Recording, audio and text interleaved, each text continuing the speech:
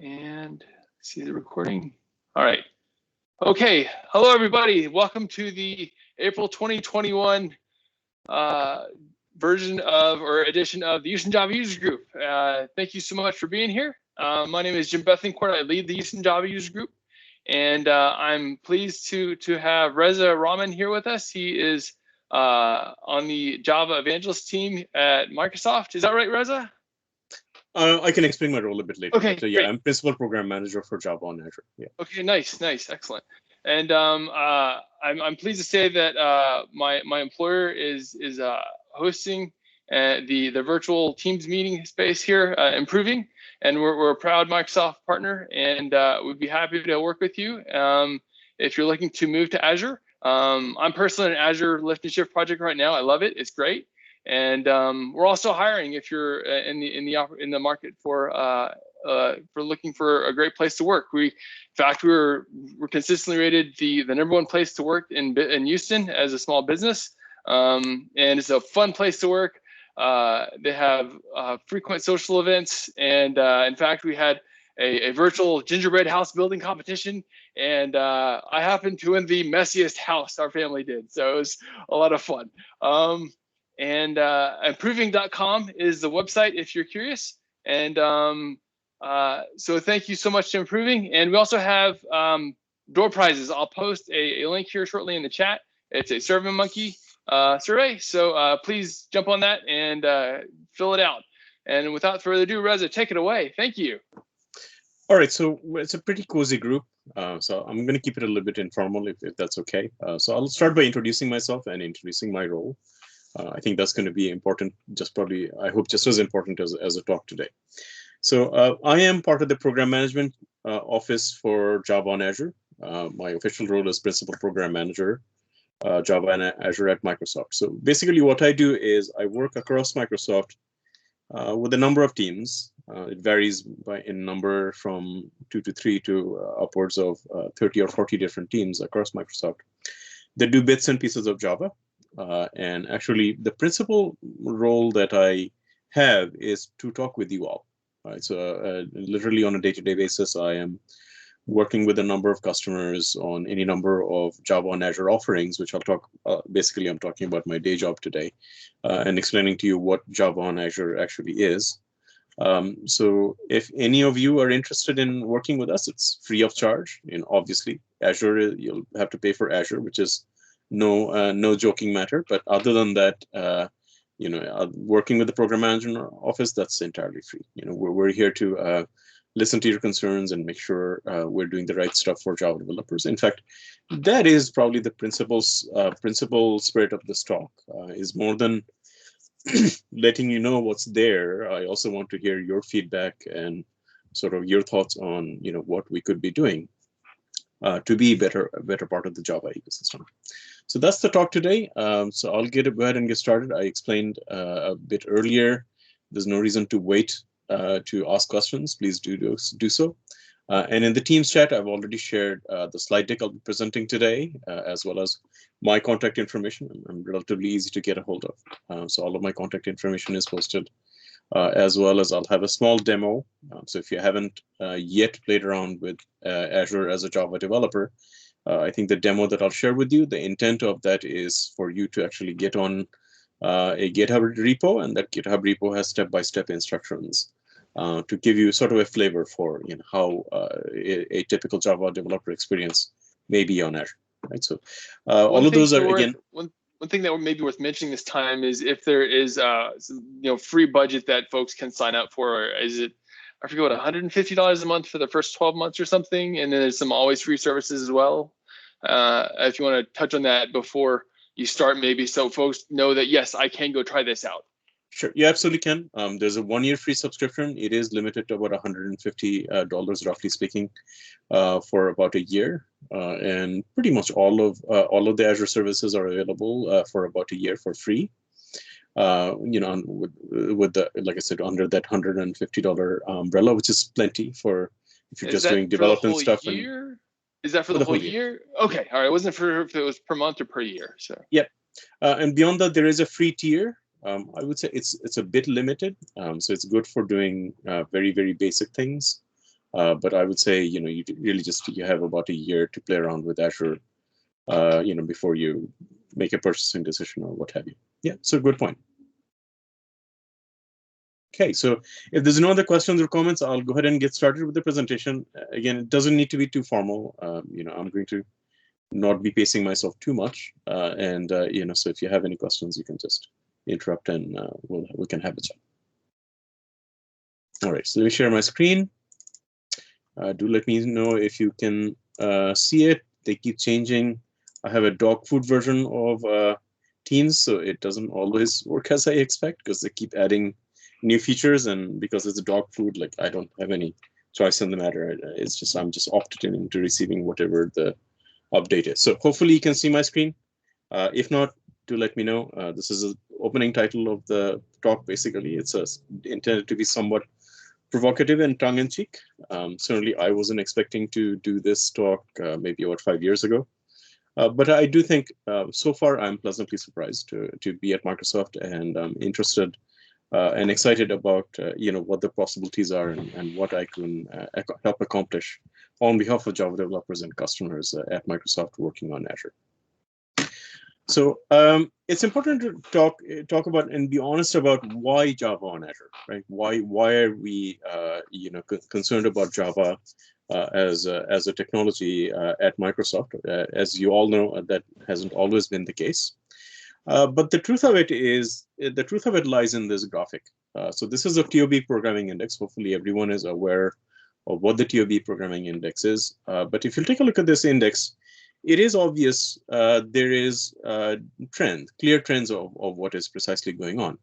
So one clear trend is that Java is definitely the top tier programming language as far as the cloud is concerned, right? So the top is always like it flips between C and Java.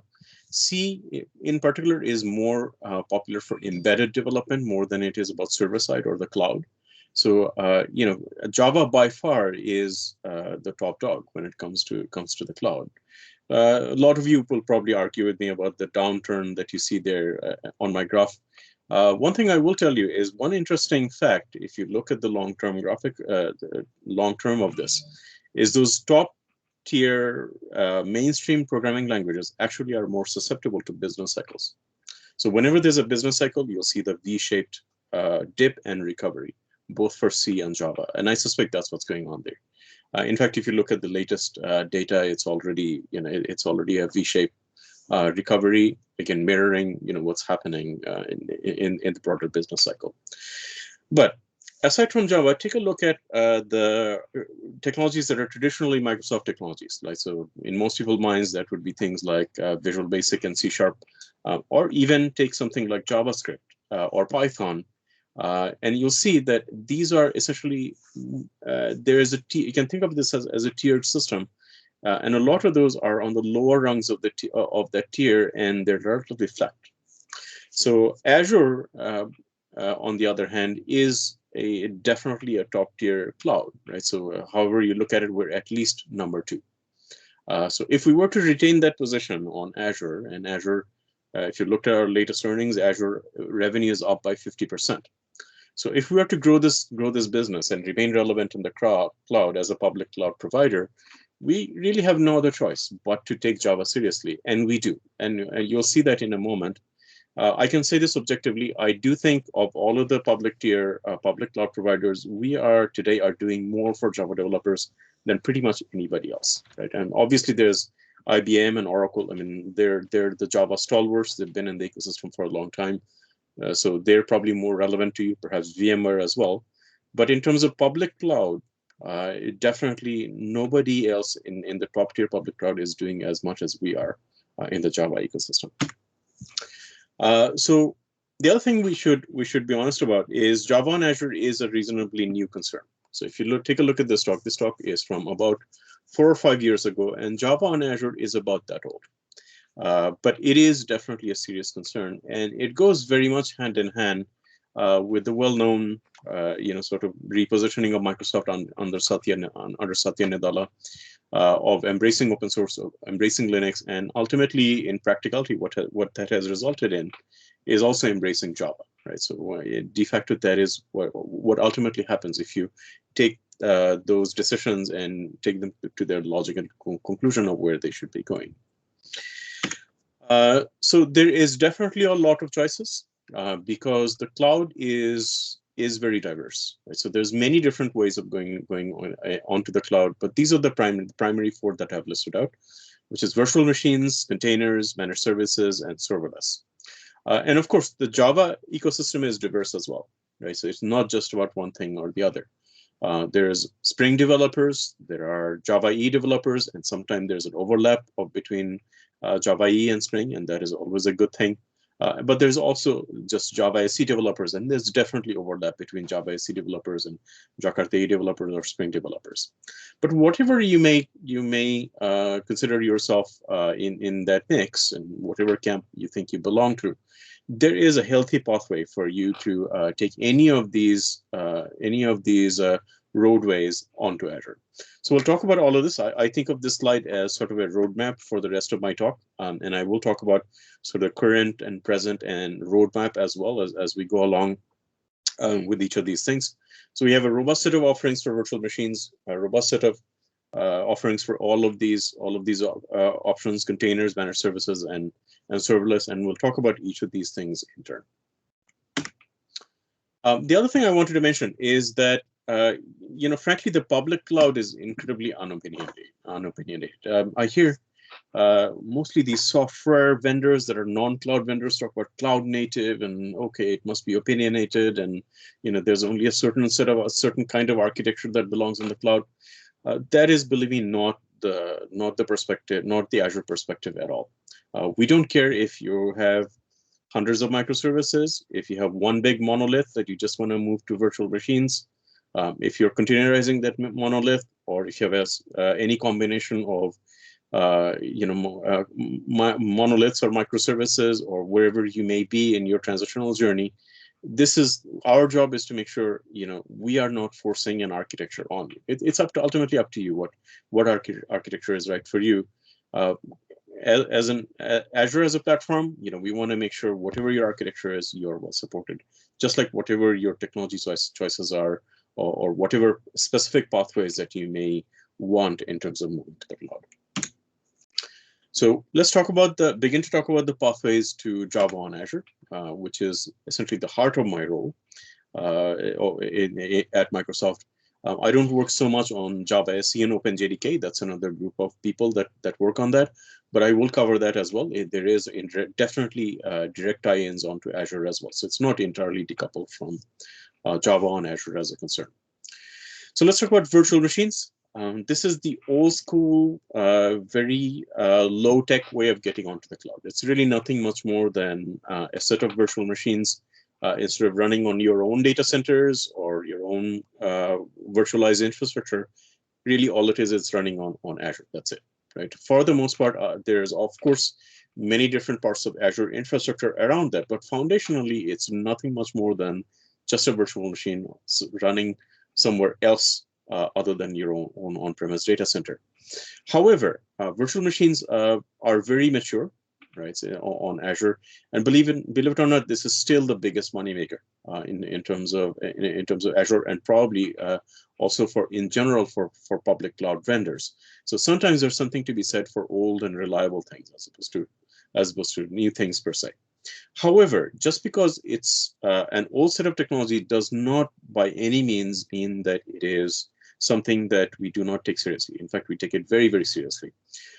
So the first tier of things that you have is the virtual machine layer. So, again, it's not just Windows. Every single flavor, all major flavors of Linux are available as virtual machines on Azure. The most popular one, of course, being Red Hat Linux, and almost more than 50% actually of workloads on Azure are in fact non-Windows workloads. These are running on some variant of Linux or the other. Now, in addition to just providing you these operating system on virtual machine layer, we also provide you something called marketplace solutions, and you can think of this as sort of PaaS Lite. So what they basically do is, let's take WebLogic for example. So let's say you want to run WebLogic on virtual machines. Well, you can start with the base operating system layer and install WebLogic and configure WebLogic and configure Java and whatnot. But why would you do that, right? So this is where we, for example, we've collaborated with Oracle to create a solution template for WebLogic. So what you do there is, instead of going and creating your native virtual machines, you go onto the Azure Marketplace, say, hey, I want WebLogic, and it'll tell you, okay, what kind of WebLogic do you want? Do you want a single instance? Do you want a cluster? Do you want to integrate with a load balancer? Do you want to integrate with a database, and so on? And it takes you through essentially a solution template, which is what you see as what you get UI, and you basically get in the end what you would have spent, probably weeks or at least several days creating. So we have a lot of these marketplace solutions out there, and they, as you can see, this is just a very small snapshot of what is available specific to Java developers and relevant to Java developers. So we have base Openjdk, Zulu. Again, if you just want a quick setup of, hey, I just want operating system JDK, there you have it. Same thing for Tomcat, JBoss AP, WebLogic, WebSphere, all kinds of databases, the same story, right? So including things like Hadoop and Redis and MongoDB. Same story for messaging, and same story for DevOps. In particular, I will call out the Jenkins solution template. The reason I do this is, unlike most of the other cloud vendors, we do not have a managed Jenkins version, but we do have a good solution template. So you can use the solution template to get Jenkins deployed on virtual machines. What we have, we'll talk about in a moment, what the Azure analog is. That is a managed version for Jenkins. It's called Azure DevOps, if you haven't heard of it before. So that is basically the Azure Marketplace portfolio. The most active part of it right now is I talked about the WebLogic offerings already. That's new and much more, probably one of our more robust marketplace solution templates. And we are also working with IBM to bring WebSphere virtual machines onto WebSphere on virtual machine solutions as well. So that'll be coming in probably just a few weeks, just the initial release, and we'll be making that more robust as we go along as well. Multi-cloud platforms are a thing. I think most of you may have at least heard of what these things are. So these are things like OpenShift and VMware Tanzu. What these are is basically they are more or less an abstraction layer over Kubernetes, but it's not just an API abstraction layer.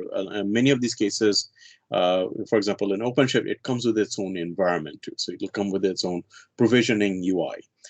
You'll see the Azure portal in a second. So there's like an OpenShift portal.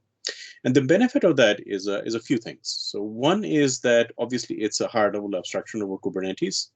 Kubernetes is a bit more of a lower level abstraction, closer to, I would say, virtual machines and infrastructure than it is PaaS. But above and beyond that, if you adopt something like VMware Tanzu or Red Hat OpenShift, what you get is a similar development experience across multiple different clouds. So it doesn't really matter if you're running on AWS or Azure, you're still working with that same OpenShift interface. Same thing with on-premise, right? So you could have the similar kind of experience where it's a hybrid cloud and part of your data center runs on-premise, part of it is on Azure, and you're using that similar OpenShift abstraction layer as a way of like sort of making it transparent where precisely you are running. This is probably one of our stronger partnerships. We have a very strong partnership with Red Hat. So we have a managed version of Red Hat OpenShift running on Azure. We've had it for a few years now. So if you're interested in these sorts of technologies, we're definitely well supported on Azure. In fact, again, we're working with the vendors, the App Server vendors in particular, to make sure that things like OpenLiberty and WebSphere Liberty and JBoss EAP, those work extremely well in Azure Red Hat OpenShift. In fact, you'll see we've already had some releases. We'll have more releases along those lines specific to Java developers on OpenShift to better support Java developers on OpenShift. So I think let me stop a bit there. I think I'm talking faster than I was intending. So let me pause this for a second and check to see if there's any questions. Then I'll continue moving forward. Any questions so far? I guess maybe another question you can ask is, who in the audience is using any of these technologies? You know, is anybody using, Tomcat or JBoss or WebLogic or RabbitMQ, Kafka, Postgres, Oracle, things along those lines? You know, are you using those, and have you thought about moving to Azure? I guess the question is, what about Jetty? Jetty, we don't have we used to have an offering, marketplace solution. We don't anymore. We just didn't have enough really demand for it. But remember, these solutions are just an abstraction. They're a way of easing your pathway into VM. So there's nothing stopping you from, let's say, starting with Red Hat Linux and just installing Jetty on it yourself. So that's true of anything really. I would say, you always have the base sort of virtual machine capability as a fallback for just about anything. Thank you. If there's no other questions, let me keep moving forward.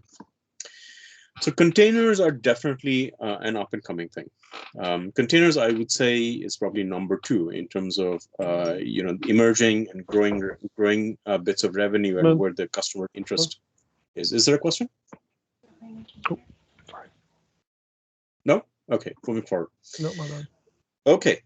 All right, so containers, definitely we have very strong support for containers. In fact, we're very active in the Kubernetes community, and we have one of the essentially better known primary mainstream Kubernetes implementations, namely Azure Kubernetes Service. So this is a managed Kubernetes service. It makes Kubernetes managing Kubernetes as easy as you can possibly make it, right?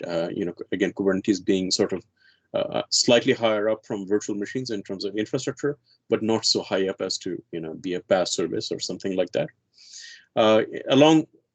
Around Azure Kubernetes Service, we have many other things as well. So we have things like a container registry. So if you don't want to publish your Docker images in public, you can use a private registry. Azure Container Registry comes with Azure. Another very interesting thing I'd like to talk about is Azure Container Instances. It's sort of I think underrated. So this means the scenario where you have you're wanting to do some containerization, let's say using Docker, but you don't have a level of complexity in your application that warrants a lot of, if you will, orchestration level services. So you just have, let's say, one little app, and you just need a few instances of it, and you're just Dockerizing it. But instead of using Kubernetes, you can use this Azure Container Instances service.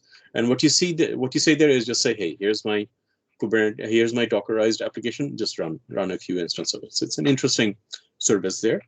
And again, we're working with vendors to make sure, the Java vendors, to make sure everything, all of the major bits of software work extremely well with AKS.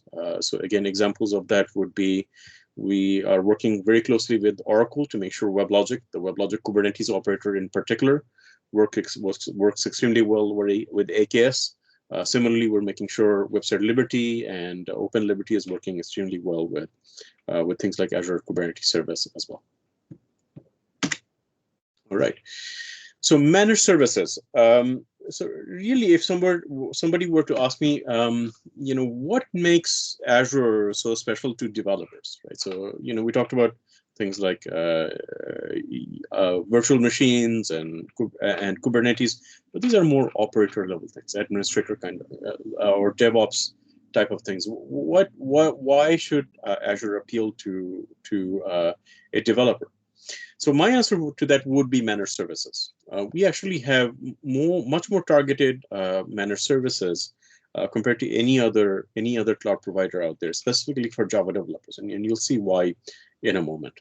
So it's worth it to sort of stop and talk about what is a managed service really. So a managed service is basically you don't want to worry about infrastructure. You're not worried about whether it's running on IaaS or Kubernetes or what have you. You just want an instance of something, right? Instance of a database, or instance of Tomcat, instance of JBoss EAP, instance of Azure Active Directory, and you just want to do a very simple sort of what you see is what you get experience, and then you have your instance up and running, and you're just deploying to it, and that's all you really care about. So all of the things like scaling, geolocation, redundancy, backup, tuning, all of that is basically handled for you by a managed service. So as you'll see in a moment, there's a few targeted services that we're building around Java developers. But aside from that, really what we've done is we've taken the best of breed software that we have and made services out of it. Right? So here's for example, this again a small snapshot of the most relevant Azure services that are relevant that's specific to Java developers. So our premier sort of application level PaaS service is app service. It's called app service. So we have 3 different variants of app service for Java developers. We have Java SE, so you just spin up a managed Java SE instance. We have managed Tomcat, and we also have managed JBoss EAP, which is still in preview, but it will become GA probably in just the next few months or so. But we already have a lot of preview customers using JBoss on app service. So definitely, if that's something interested, let's work on it together. But there's a lot of other stuff, right? So we have all manners of managed databases. Probably the only major one we're missing is Oracle DB, but other than that, we have SQL Server, Postgres, MySQL, MariaDB, you name it, all as managed services on Azure. We also have Cosmos DB, which is like we call it a multi database system. So it talks, once you spin up Cosmos DB, you can use MongoDB syntax or Cassandra syntax or just key value pair syntax, graph-based syntax, using Gremlin, whatever you want to access Cosmos DB. So that's sort of the managed NoSQL option on Azure. We also have Redis as a managed option. You can think of it as a distributed cache or a NoSQL solution, depending on what API that you want to use it as, but that's a managed service there.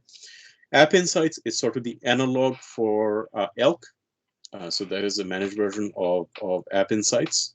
It comes obviously from the .NET ecosystem, but there's a lot of Java-specific features built into it. I'll show you App Insights in my demo in a moment, and you'll see how it looks like. Similarly, Azure DevOps is the analog for Jenkins. Right? So again, Azure DevOps has a bunch of features very specific to Java. I'll show you Azure DevOps in action too in my demo. We have different messaging services, right? So Service Bus, Event Hub, Event Grid. We also have things like blob storage, Key Vault for secret management and configuration management, Active Directory as a directory server, and so on. So for all of these cases, we typically have 3 different flavors of bindings. There's either a native Java API, it's a proprietary API to that specific product, or there is a Java EE-based API. So in case of the databases, that would be JDBC. In case of Service Bus, it would be things like JMS. In case of Active Directory, it would be either OpenIDE or LDAP that has Java EE bindings to it. Or you also have Spring bindings, in particular Spring starters for all of these sorts of things. So whatever flavor of Java developer you may be, there's usually a library or binding for you specific to Azure PaaS. Okay, so the other PaaS that's brand new, just was released, probably our newest service for Java developers that was released late last year, is Spring Cloud Service. So hopefully some of you have heard of Spring Cloud. It's specifically refers to some cloud-specific features like circuit breakers and registry and configuration, API gateway, distributed tracing, so on. So Spring Cloud Service basically gives you all of those things out of the box in a managed fashion. So you deploy all of your Spring Boot applications, and then you can automatically assume that, hey, I already have a breaker dashboard. I already have a service registry. I'm just going to reference it because I know I'm running inside of Spring Cloud. So that's another service offering. I would say that's our premier service offering for Spring developers. Just like we have on App Service, we have JBoss EAP that's more targeted towards Java EE developers, and we have obviously the managed Zulu or Java SE runtime that's more targeted to Java SE developers, as well as Tomcat. Okay, so serverless. Actually, let me stop there for a second and see if there's any questions.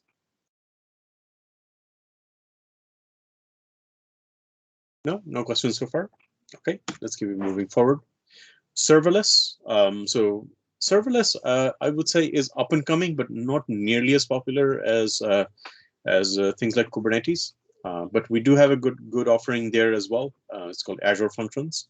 And Azure Functions does have Java bindings, so you can natively basically write Java functions, just bits of code that you write. If you're familiar with back in the day of CGI, it reminds me of sort of that, like that. So you're writing a CGI script in Java basically, and you don't have to worry about provisioning any servers and so on. Just drop that and it auto scales and so on. So that's what serverless, the heart of serverless, really is all about. And there's also logic apps. I think of this as sort of ESB for serverless. So you do things like gluing things together and doing little bits of integration logic and logic flow and so on inside of logic apps. And I'll show you an example of what logic apps does in a moment as well. Okay.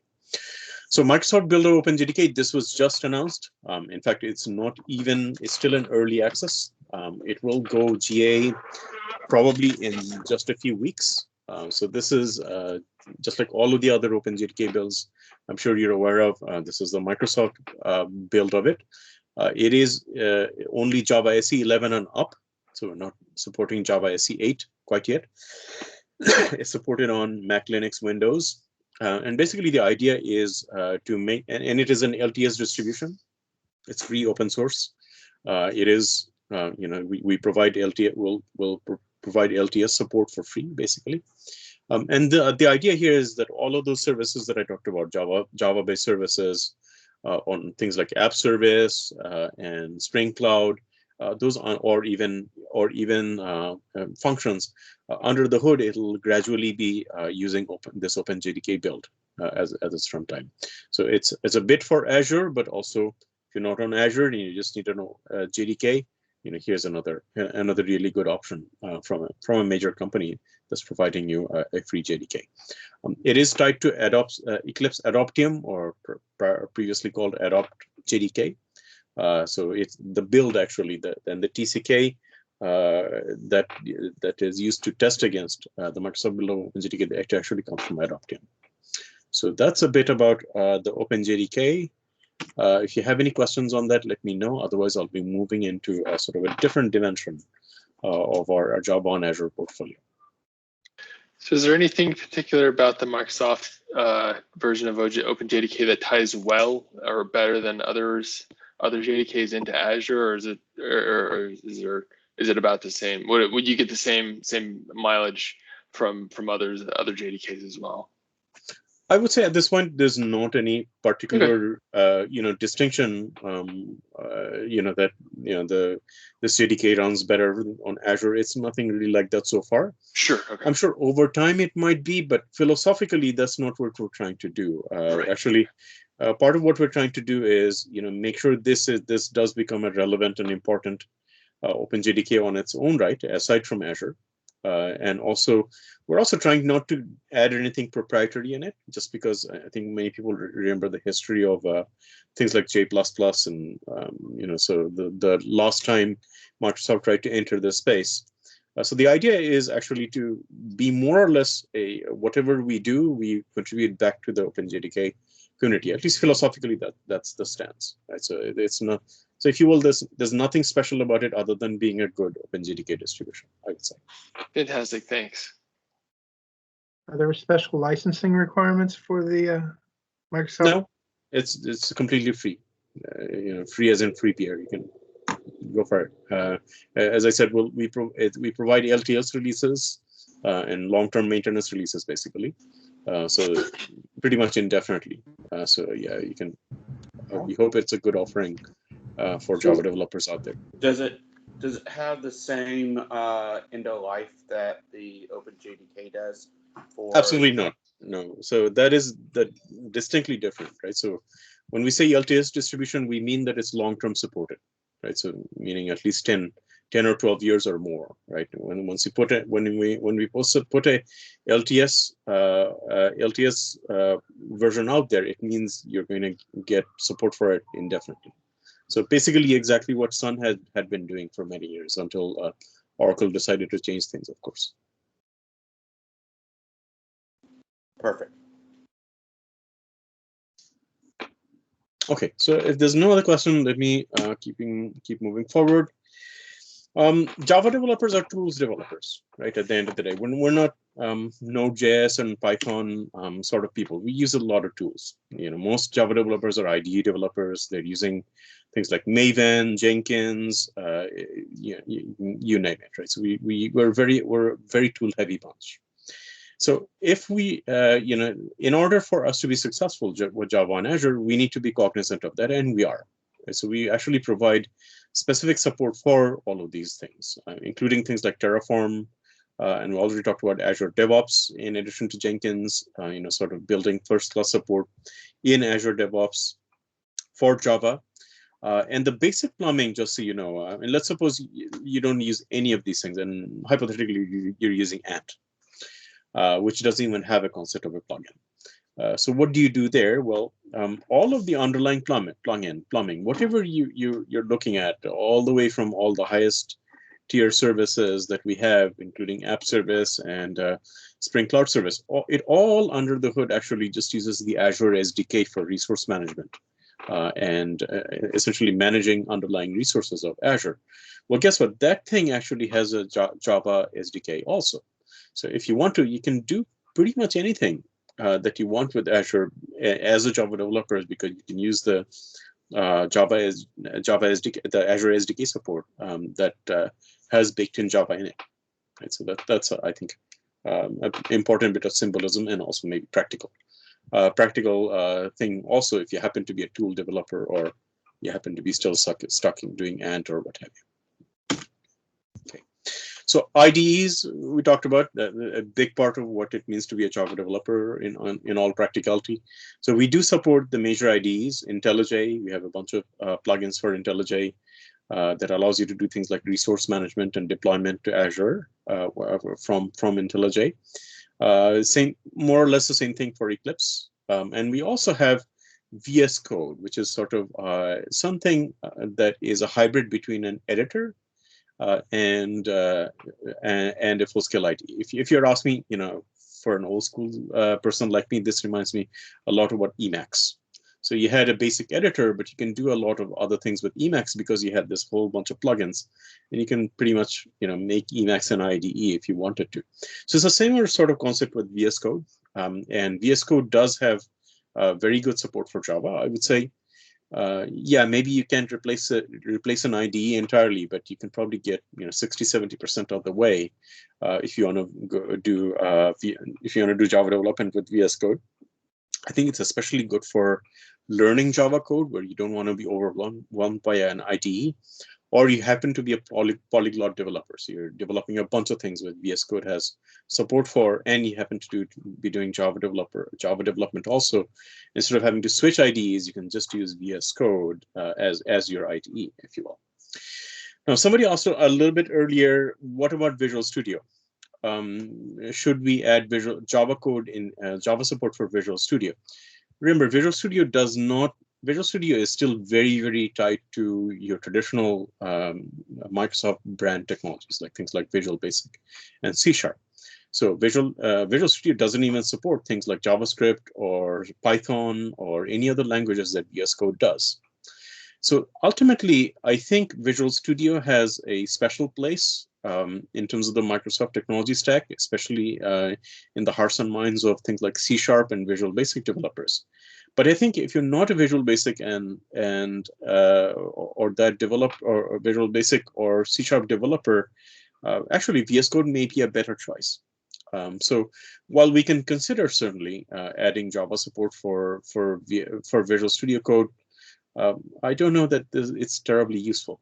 I think there's already pretty good IDEs available in the Java space. There's not that much value beyond what VS Code already provides. But again, we're open to feedback. The whole reason one of the reasons I'm doing this talk is to connect with you and listen to what you have to say. If you have a legitimate use case for why Visual Studio, Java support in Visual Studio would be important, let's talk. Let's talk with the VS Code, Visual Studio Code team itself, and you can have a chat with them and make your case there. All right, so I'm going to put some of this stuff together. So let me give you some sample solutions, and these are inspired by real life production deployments of customers. So let's say I talked about the solution we have for WebLogic Server on virtual machines. So you could set up an entire a cluster of WebLogic servers using the solution template. You could have coherence, as a backend cache, and the solution template has built-in support for that. Also, you could be running Oracle database either on the Oracle Cloud or on Azure. The solution template will automatically provision a load balancer, let's say Azure App Gateway for you, as well as, if you wanted to send all of your WebLogic logs to Elastic, it'll support that as well. You could be doing all of this deployment through Maven builds and Jenkins, possibly using GitHub, and possibly from Eclipse as an IDE. Here's another example. Again, we're working with the IBM on WebSphere Liberty. So you could very easily set up a robust cluster of WebSphere Liberty instances on the Azure Kubernetes service. Again, we support all manners of integrations, from load balancers to directory servers, to App Insights, to Cosmos DB, Postgres, Redis, whatever it is that you need. Typically, we will give you at least guidance on how you go about doing these sorts of integrations. Again, you could be using Azure Container Registry from Azure, doing their deployment from Azure DevOps, from GitHub, and then maybe use IntelliJ as your IDE in this case. Let's say you want a managed service, you want to set up JBoss instances or set up Tomcat instances. Again, you can spin that up in Azure App Service. Again, same sort of holistic end-to-end integration story here. And same thing for Spring developers. So already talked about the built-in services that come into Spring Cloud Service, as well as everything else that you could integrate within the Azure ecosystem. All of that is available, and of course we have a very nice actually set of plugins specific to Azure Spring Cloud for IntelliJ. So you could definitely be using IntelliJ or Visual Studio Code. It's the same story. Here's an example for Azure Functions. When you're using functions, you probably don't want to use a CI/CD pipeline or anything too intricate. So what VS Code, certainly you can do that if you want, but VS Code also allows you to do an IntelliJ plugins from Azure. Also allows you to do direct deployment of Azure Functions directly from the IDE. So let's say you have 3 different Azure Functions. You could have that front-ended by Logic Apps that does some simple routing. So it could be taking a look at some file uploads into blob storage and redirecting it to the right function, right bit of code, and the right bit of code could be dumping out to Cosmos DB or a message into Service Bus that you can read via JMS, or something like a Twilio SMS message or what have you. So all kinds of built-in integrations.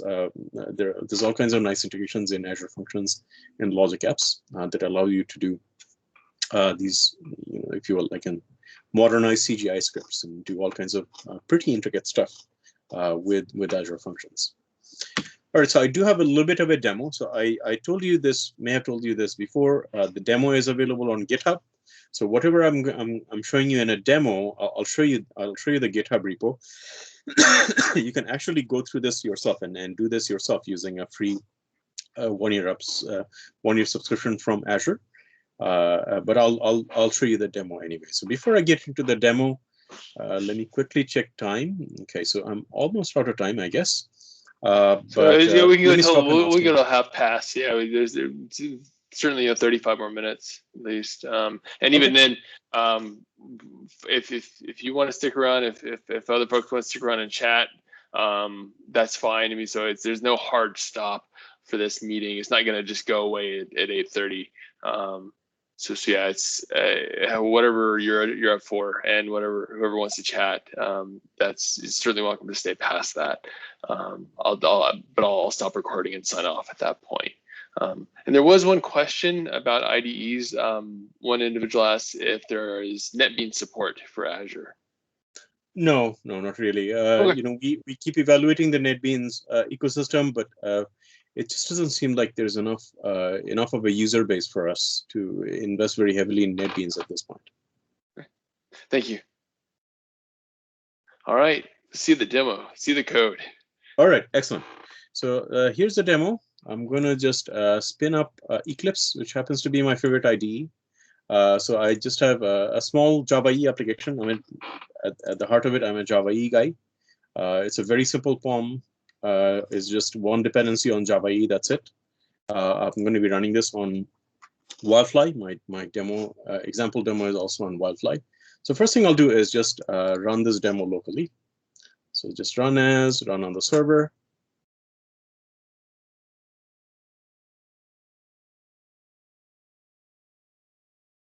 Now, is this running locally, or is this running in Azure, or?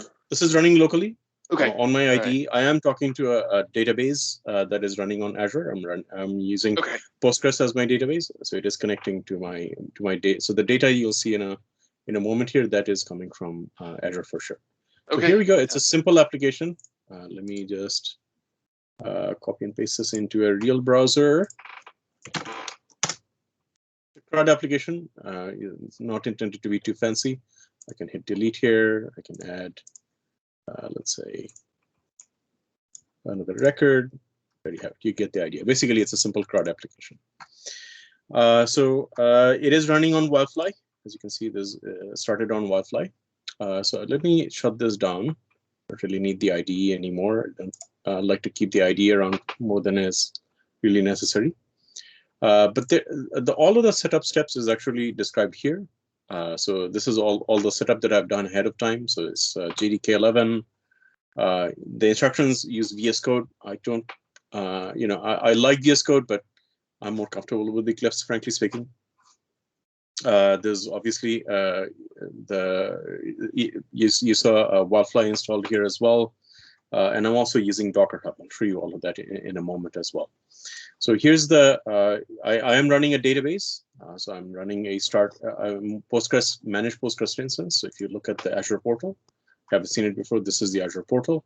If you go in here, you'll see this is my database instance that's up and running. Again, it's all managed. You can see there's a little bit of activity here from my previous runs. So all of that is set up, and it'll take you step by step on how to do that. There's an application insights instance that I'm using, and actually I'm dumping out my Wildfly logs onto there. I'll show you that in action also. So if you go in here, there's the Azure Insights instance, and there's a whole bunch of stuff in here. But we're just interested in taking a look at the logs in this case. So I'm just going to rerun this query. Okay, and as you can see, there's a bunch of data in here. Let me see if I can maximize this a little bit so you can see it better. So here's all of my logs. These are all coming from my application, and it'll be familiar if you're used to Log4j or what have you. Things like timestamp, message, severity level, the raw log entry, and so on. And so basically, you can. This is an easy to use replacement for Elk, and it comes. It's just a managed service that's just there on Azure. So there's App Insights, and again there's instructions on how you set that up. I'm running the application from the IDE, of course, and again there's instructions for VS Code if you'd like. I'm running the application ultimately on a Kubernetes cluster. So the Kubernetes cluster is also part of my resource group. The resource group you can think of as sort of like a data center abstraction. And here's my Kubernetes instance. So Azure Kubernetes Service. And if I go into the insights here, you'll see some activity from my prior runs, I hope. Yeah, so there's a number of nodes, right? Node memory utilization. So I really just have one node because it's just a demo. And there's a node count. Similarly, you can take a look at the number of containers. Okay, so these are all the logs coming out of the containers. You can take a look at the pods as well, I believe. So that's my VM there.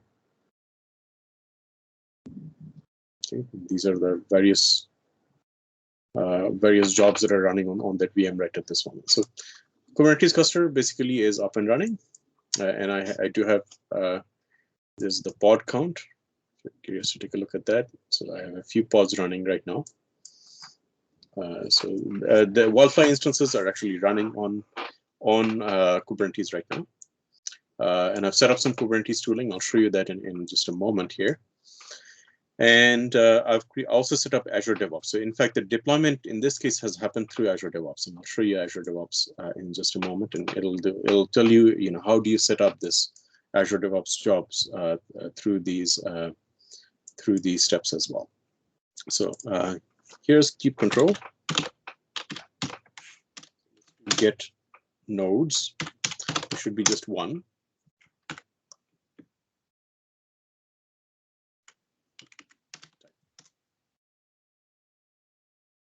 Again.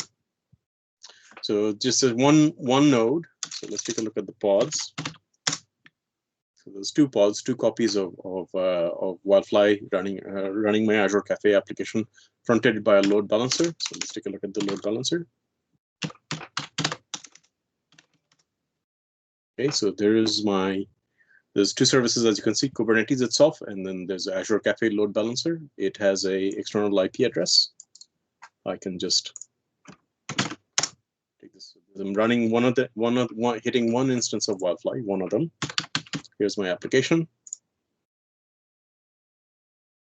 Okay, so there's the application running on Azure, on Azure Kubernetes service, and I can also take a look at.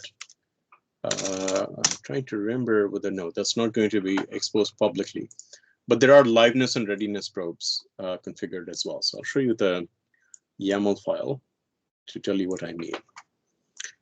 So here's a YAML file. As you can see, that's the containers. It's actually pulling from Docker Hub. In this case, I chose not to use container registry. But here's the health endpoint for Wildfly. I could have shown you in the IDE on hindsight. So this is the readiness probe. There's a liveness probe, and so on. I mean, this is me passing in the configuration for databases and insights and the like.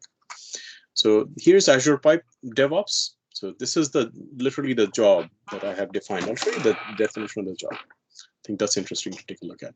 So let me edit the pipeline. And you'll see how the syntax looks like. So this is all built-in stuff into the Azure DevOps pipeline itself. So here's a task for Maven, obviously very specific to Java. Here's a Docker build. So I'm building the Docker image from my WAR file. Here's a Kubernetes deployment. So I'm first deleting a deployment and recreating it. You don't have to do this. You can use rolling updates if you want. This is just a simple demo. So I just deleted the deployment and recreating the deployment. And in fact, I can show you the run of it. So let's go back in here. Here's the last run for it. So here's the checkout. So checking out from GitHub, which is where my code resides. There's a Maven build, and at the end you'll see build success. Okay, so build success, right? So I built my WAR file. There's my WAR file. Building a Docker image, which is pretty straightforward. So I'm just using from Wildfly and then just adding a Postgres driver. So there's the copy of the Postgres driver, adding the server.xml file, and then adding my WAR file. That's about it. It's fairly straightforward. So there's the add of the WAR file. There's a Kubernetes deployment, and there's the job. In fact, I can do a run for you right now. Let's do that. Let me know if you have any questions on any of this, and just for fun, let's do a run of this. Okay, so I created one before. No need to commit anything. Just run. What advantages does the Azure Pipelines offer over some of the other offerings that are available? It's a lot simpler than Jenkins. So Jenkins is much more flexible and powerful, and it has many more third-party ecosystem plugins than Azure DevOps does. But the advantage of Azure DevOps is, number one, it's very tied to Azure. So there's all kinds of stuff that is just very easy to do in terms of working with Azure. Like it's literally just a one-liner to connect up to Azure Kubernetes service, for example. One-liner to do a checkout from GitHub, and the syntax is a lot simpler. It's a newer product, so compared to Jenkins, so everything is just a bit simpler and more streamlined. And there's a decent amount of built-in stuff, right? While it doesn't have an ecosystem like Jenkins does, it does have a bunch of built-in stuff already. So there's my build. Should have the Kubernetes deployment should be kicking off right about now. There's my Docker image build.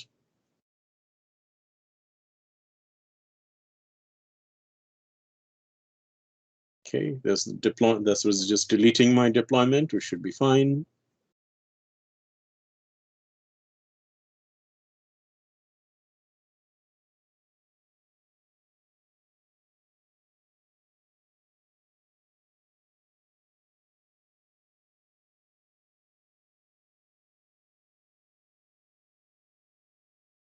Okay, let's get back to that in a moment. I don't know why it's taking so long. Sometimes it's just seems like the simplest things takes longer than you might expect. But I think as we go back to it, it'll be done by then. Okay, so to summarize, Microsoft is very, very serious about Java. Honestly, again, let me repeat. I really do think that of all the public cloud vendors, we are doing more for Java developers than just about anybody else. Hopefully, that you've seen evidence of that in the talk today. Many different choices, many architectures, and many ways of getting onto Azure. And we're well aware of that Java is a diverse ecosystem. You can choose whatever pathway that you want, and you will be very well supported, including our managed services offerings. And of course, we talked about our Openjdk offering, as well as the tooling support that we have, and so on. But most importantly, actually, we would like to engage with you. So the purpose, actually, for my entire role is to work with customers to make sure that we are actually doing the right thing for the Java ecosystem and Java developers on Azure. That is literally what I do on a day-to-day job. So here's some links for you. There's a Openjdk build for Azure, or rather, Microsoft build of Openjdk. There's a Java on Azure landing page. There's Java on Azure docs and samples. A ton of stuff out there. It's almost overwhelming sometimes, I think. So I think that's about it in terms of the deck. Hopefully Azure DevOps is done by now. In fact, it is done. Yeah, the job is finalized. So let me do a quick check on the state of my Kubernetes cluster now. The nodes should be still the same. Pods, I think I will need to watch because it does take a little bit of time to deploy the pods. Now, the pods are ready to go.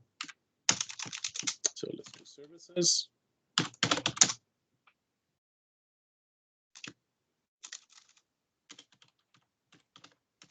And hopefully I will get a new IP address. There you go. Yeah. Okay, and pull this up. Yeah, it's already up and running, and I'm sure the application is also there. So I just did a fresh redeploy of everything from Azure DevOps with you. Okay, great. All right, so that's about it in terms of my presentation. I'm gonna, I guess, probably stop sharing my screen at this point, and let me know if you have, any questions or if you want to discuss something. All right, great. Well, thank you so much, Reza. And I can go ahead and I'll stop recording so that way folks can ask away if that's what you prefer. Totally up to you guys. Yeah, whatever. Okay. Okay, yep, I'll go ahead and stop so we can ask any questions you want and not feel too self-conscious. All right, thanks everybody for joining us. Bye.